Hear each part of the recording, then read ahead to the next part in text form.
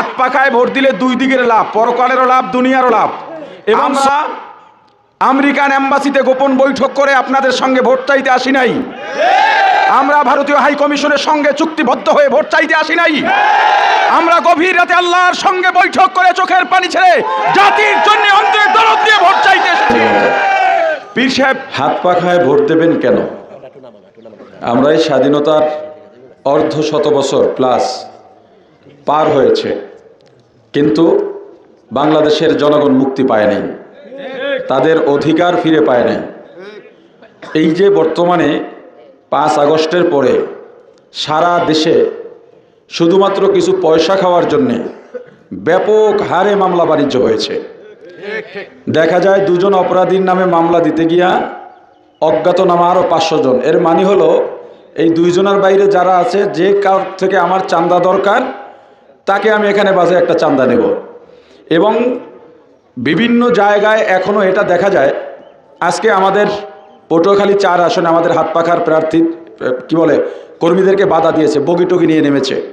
সাধারণ মানুষও বলতেছে যে অমুকে ক্ষমতায় গেলে সাধারণ মানুষ আগের মতোই জিম্মি থাকবে। এরপরও আপনারা কি কারণে হাত পাখার বাইরে ভোট দেবেন? পীর সাহেব চরমনাই, শায়েখে চরমনাই যেই ফর্মুলা নিয়ে এসেছেন, আমরা আমেরিকান এম্বাসিতে গোপন বৈঠক করে আপনাদের সঙ্গে ভোট চাইতে আসি নাই। আমরা ভারতীয় হাই কমিশনের সঙ্গে চুক্তিবদ্ধ হয়ে ভোট চাইতে আসি নাই।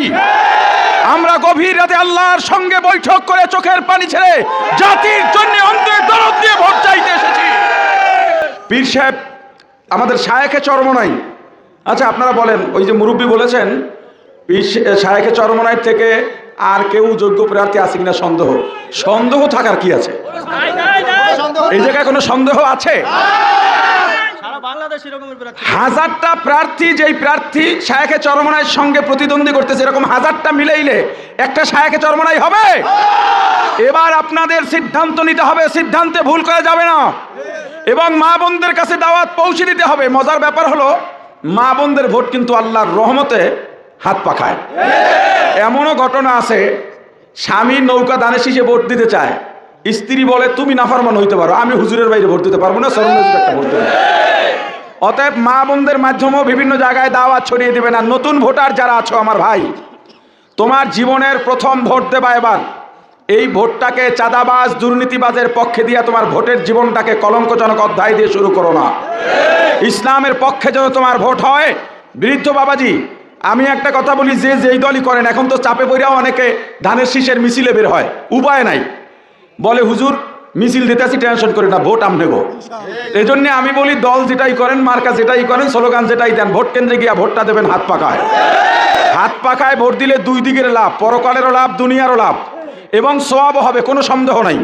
এবং হাত পাখার সঙ্গে আছে কারা? বাংলাদেশে গণমানুষ 90 না 92% মুসলমান।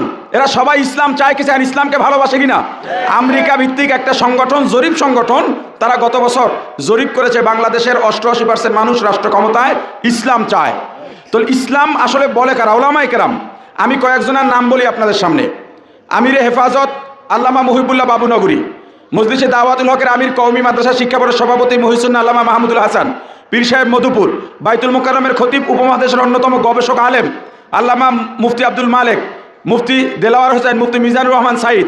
কয়েকটা মাদ্রাসার নাম বলি: হাটহাজারী মাদ্রাসা, মেখল মাদ্রাসা, পটিয়া মাদ্রাসা, ফরিদাবাদ মাদ্রাসা, যাত্রাবাড়ি মাদ্রাসা। এই যে কয়টা মাদ্রাসার আলেম বললাম, বলেন তো এর থেকে বড় আলেম বাংলাদেশে বা মুরব্বী আলেম আর আছে? এরা সবাই পীর সাহেব চরমনাইকে শুভেচ্ছা জানিয়েছেন, আমাদের পক্ষে রায় দিয়েছেন। তাহলে আপনি মুসলমান হলে আলেমদের সিদ্ধান্তের বাইরে যাইতে পারেন? নিজের ভোটও হাত পাখায় দেবেন ইনশাআল্লাহ।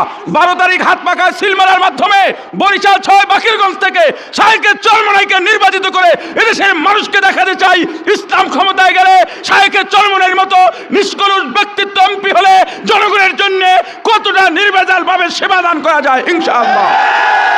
আল্লাহ আমাদের সবাইকে কবুল করেন। আসসালামু আলাইকুম ওয়া রাহমাতুল্লাহ।